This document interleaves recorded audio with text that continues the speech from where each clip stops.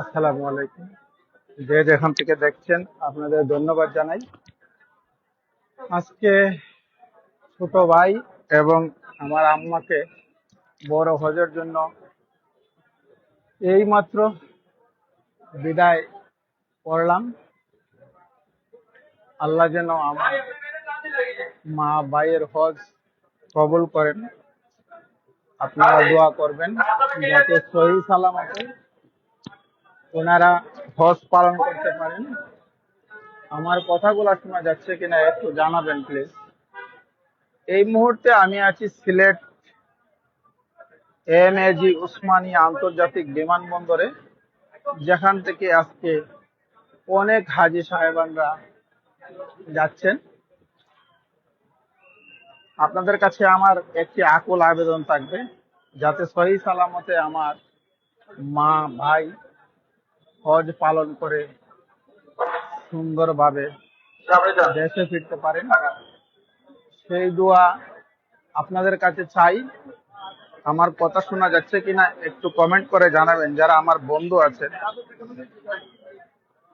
শত শত মানুষ আজকে আপনার যাচ্ছে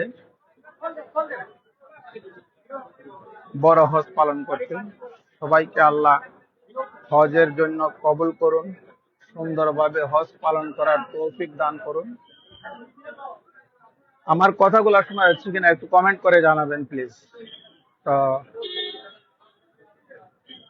জীবন আসলে যেভাবেই কাটুক, জীবন আসলে যেভাবেই চলুক, ধর্মীয় অনুশাসন মানার থেকে প্রশান্তি অন্য কিছুতে আছে কিনা আমি জানি না, তবে আমার কাছে মনে হয় ধর্মীয় অনুশাসনটা মানা খুব প্রয়োজন। সাউন্ড ঠিক আছে? আমার এক ভাই বলছেন কৃষ্ণ সরকার, ধন্যবাদ কৃষ্ণ। এই মুহূর্তে আছি আমি সিলেট শাহজালাল আন্তর্জাতিক বিমানবন্দরে, যেখান থেকে আমার মা এবং ছোট ভাই ওনারা সরাসরি মক্কাতে যাবেন, মদিনাতে যাবেন, হজ পালন করবেন, কুরবানি দিবেন।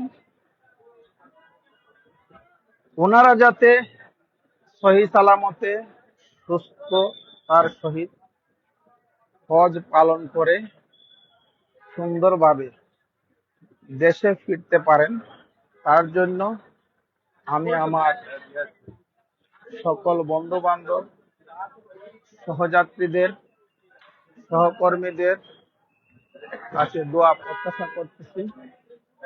আপনারা দোয়া করবেন যাতে সব হাজী সাহেবরা যারা হজের নিয়ত করে এইখানে আসছেন, তাদের হজ আল্লাহ যাতে কবুল করে নেন।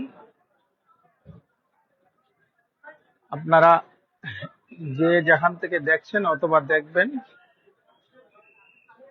আমার মা এবং ভাই সহ সকল হাজীদের জন্য আপনারা দোয়া করবেন। এহরামের কাপড় পরে যখন ওনারা বাসা থেকে বের হন, তখন আসলে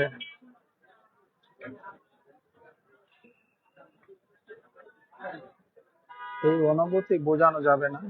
হয়তো মুখের কথায় অনেক অনুভূতি প্রকাশ পায় না।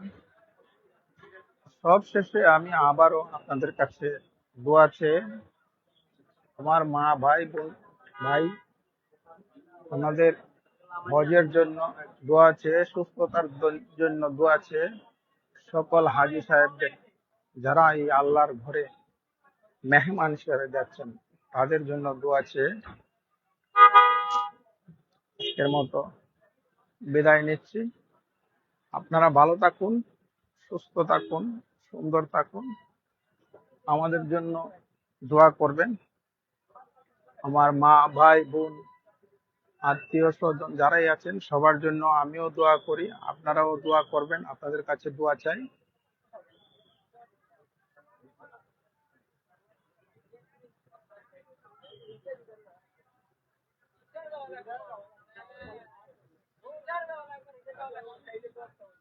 আসলে এই জাতীয় পতাকা যখন এইভাবে বাতাসে ওড়ে, তখন আমাদের যেই অনুপ্রেরণা, উৎসাহ, সাহস যোগায়, সেই সাহসের নামে বাংলাদেশ।